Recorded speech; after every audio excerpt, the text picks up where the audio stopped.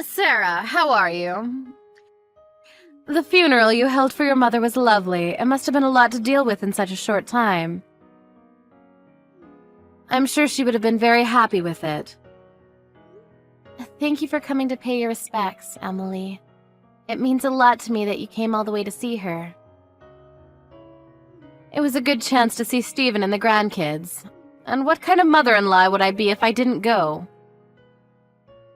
Thank you. I really am grateful. I regret that you and my mom didn't have much of a chance to see each other when she was alive. Yes, it really is a shame. She was living with you, wasn't she? It was the first time I'd been inside your house, so I was surprised to see how big it was. It's a wonderful home. We already had the kids when we decided to live with my mom's, so we had it built so that it would feel more spacious and open. We knew that the boys would need more space when they grow up, so we took that into consideration too, but it feels so big and empty now that my mom is gone. That must be hard on you. But you're so lucky. Our house is cramped. I feel trapped all the time. I don't know about lucky. You're living with Stephen's second eldest brother at the moment, aren't you? Yes, and it's horrible. We're living with Thomas and his wife, but I can't bear her. I don't know why he married someone like her. She does nothing but cause trouble. Really? I haven't spent a lot of time with her before, so I don't really know what she's like. I don't know how she can call herself a wife. She always cuts corners on the chores and she complains all day long. She can't discipline her own child either. He runs around the house screaming and shouting. I can't live in a place like that. I didn't know any of that. What does your husband think? Have you spoken about it with him? That's the problem. She acts like such a good girl when he's around. When he's looking, she's the perfect daughter-in-law. She's so two-faced, it's very annoying. I guess that's why I don't feel like we can get on well. Is that so? That does sound problematic. It was a bad idea to start living with Thomas and his family to begin with. There was no way all of us would fit in such a small house. I don't know how they thought it could work. What do you mean? There's 5 of us. My husband, myself, Thomas, and his wife and son. Of course we can't survive in such a small house. It's only natural that we get stressed out by one another. We all need our own private space. I never knew that the situation was that bad. Is it really that stressful living together? Of course, I'm fine with living with Thomas since he's my own son, but I don't like that woman. She irritates me to no end. Every day there's something new to be annoyed about because she's so noisy about every single little detail. She won't even wash my or my husband's laundry with their families and expects me to do it by myself. Can you believe that? There's no point in living with them if she doesn't do anything for us. We're letting her live with us, so she should be a little more grateful. It's your husband's house, but I heard that Thomas and his wife are paying the gas and electricity bills, aren't they? It's not just the gas and electricity. They're paying for the groceries and other things, too. We provide the house and shelter, so the least they can do is pay for all the necessities. My son and his wife are paying for everything at the moment. That must make it much harder to mention that you're not happy with their attitude. I wonder what you could do. I was wondering about that, too. And I realized when I went to visit yesterday for the funeral, with your house being so big, maybe it would be a better idea if my husband and I moved in with you and Stephen. Don't you think that's a wonderful idea? That way we can spend more time with the grandkids, too. We hardly ever see them. Excuse me? My husband and I could move in with you. You've got plenty of space now that your mother's gone. You were saying how it feels big and empty earlier. I'm sure Stephen would be happy with that. I don't think that's the problem. First of all, we only just had the funeral. We built this house with the intention of living with my mom, so it's filled with memories of her. And we've already discussed this before with Stephen and your husband. I remember that we all decided that we wouldn't move in together. And that you would move in with one of Stephen's brothers instead. So you don't mind living with and taking care of your own mother, but you don't feel any obligation towards your in-laws? Do you have a problem with living with me and my husband? Like I said, I didn't decide that alone. I didn't mean anything by it, but my mother did put a lot of money into building this house too. So she had every right to live with us. She's gone now, but the kids will be getting much bigger from now on, so Steven and I have already made up our minds that we'll stick with the first decision and not live with you both. I'm sorry if I've made you feel unwelcome, but that's just what we've decided. And what would you do about your current house? Are you going to give it to Thomas and his wife? I don't want to give them our house, but your house is much bigger and it's new too. It'll be much easier for us to live in. I think it's a good idea for us to move in with you and Steven. I'm really sorry, Emily, but I don't think that's possible. Living together will be a bit difficult for a lot of reasons. Why? What's the matter? What reason could you have to not live with us? Haven't you already spoken to Steven about this? Steven himself was saying that he didn't want all of us to live together. He was quite insistent on it. He always said that he didn't want to live together with his parents. This is why I have problems with you all. All 3 of the daughter-in-laws I have, and not one of them is respectful towards me. There's always one of you saying something insensitive like that. I thought that you were better than the other 2, but you're just the same. You don't think of us as family at all, do you? You're horrible. I don't think that at all. The biggest problem is that you have dog allergies. It's got nothing to do with you personally. We just can't have you staying with us when you can have a reaction. We have 2 dogs, so it really isn't possible for you to stay with us. That's why Steven was so adamant about not living together. We've already gone over this before. I was fine yesterday, so there's no problem anymore. That was because we had the dogs stay with a friend yesterday while we had the funeral. We didn't want them causing trouble, and we knew you were coming, so we took precautions. Then the solution is simple. Why don't you let that friend of yours keep them? That way there'll be no problem for me to live with you. I'm sorry, what? You want us to just give up our dogs? Your husband's parents should be more important than some stupid dogs. Are you being difficult on purpose? If you want to keep your dogs, then you're just being selfish. Why don't you understand that you should prioritize us over everything? Please stop.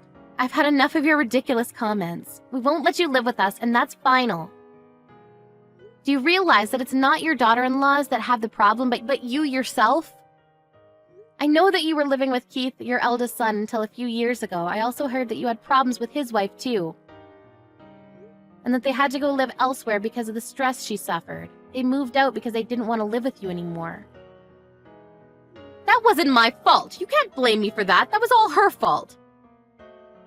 She was flirting with my husband and trying to use him. I just made it clear that there are things she shouldn't do. On top of that, she didn't pay for anything when she first was living with us. She was asking us to pay half of the groceries and pay for half of the bills, just like Thomas's wife. I couldn't believe what I was hearing. She was requesting that we pay for things, even though we were letting her live in our house. It's not like she lacked the money. Both her and Keith were working. She could have paid for everything, but no, she was audacious enough to ask us to pay for half. I think that's normal. I don't understand what you're complaining about. Pardon? If you're going to live together, then it's only a matter, of course, that everyone puts some money forward. We were letting her live in our house. Why should we pay for anything? She should have been grateful she had a home. Why don't any of you understand that? All you want is money.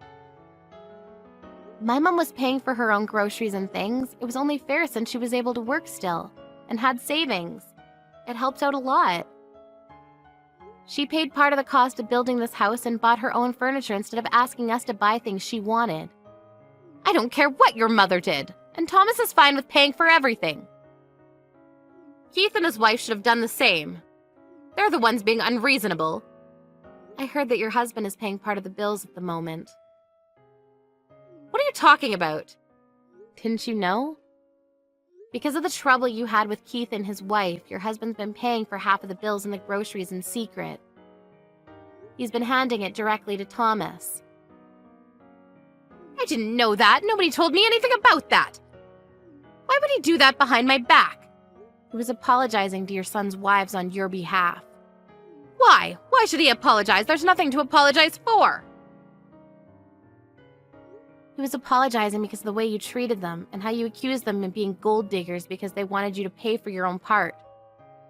Even though it's not like you would be paying from your own pocket, you don't even work. So the one that would be paying is your husband.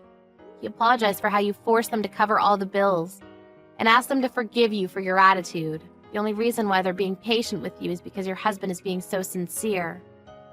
That's ridiculous. I'm right. Why should he apologize when I'm only saying what needs to be said? I just got a reply from Steven and he told me to tell you that he'll call you when he gets back home from work. Steven said that he'll call me about moving in with you. And about your inappropriate comments, I think. Are you kidding? What inappropriate comments? It's only been a week since my mom passed away, but you're already talking about moving in because our house is much nicer and bigger. Don't you think that that's a bit too insensitive? I haven't been able to call or talk to him in person about it yet, but I can tell that Steven's pretty angry. Isn't he going to talk about moving in together? Of course not. There's another major reason why he said that he never wanted you to live with us. It's not just about the dog allergy you have. It's because you stressed Keith's wife out so much that she got depressed. I haven't done anything like that. Whatever happened to that woman was her own fault. Day in, day out, whenever you saw her, all you did was complain about the things she did. You talked loudly about her behind her back and didn't give her a moment of peace. Even though she was working full-time, she still pulled off doing all the chores, cooking, grocery shopping, all because you complained that she wasn't doing enough. She worked so hard to get you to like her, but nothing worked. I heard that you often threw away the dinners that she made for you and cooked your own. No wonder Steven doesn't want you to live in the same house as me. I was still young back then. I couldn't help it. That's your excuse for driving a person to depression? Do you really think that that's acceptable? It's about time you answered for what you've done. What are you talking about? Is anyone at home with you today? Now that you mention it, it seems awfully quiet.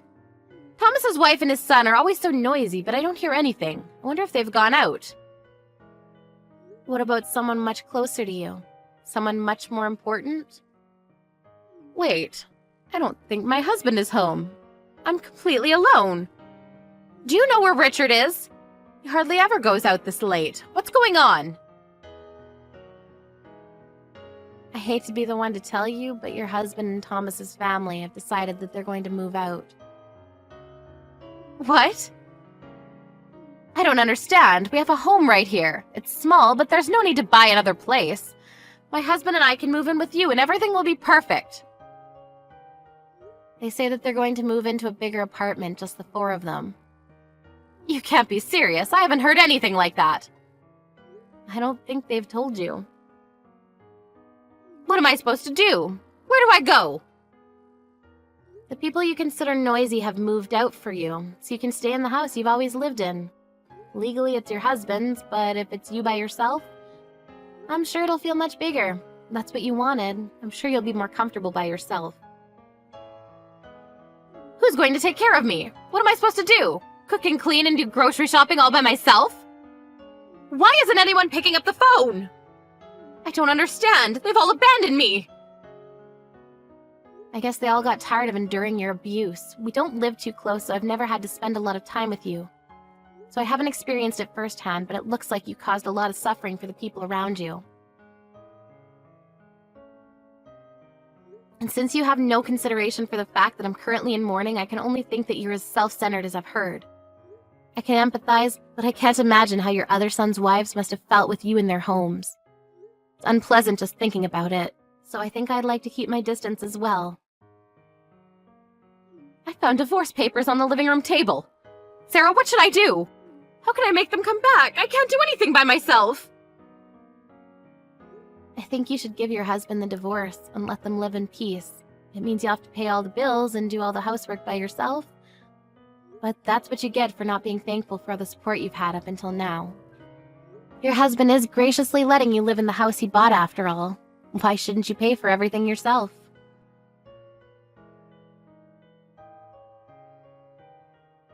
Thomas and his family moved out with Richard into an apartment, leaving Emily alone in her husband's house.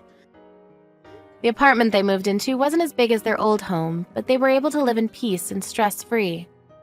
So they all got on well and took care of one another. On the other hand, Emily had no choice but to divorce her husband at a late age. She tried begging Stephen and Keith for help, but her eldest son had already had enough of his own mother after she caused his wife to get depression and had cut ties with her a long time ago. He didn't answer any of her calls or her pleas for help. Stephen was furious with his mother after he found out how insensitive she had been towards his wife and told her to never call them ever again.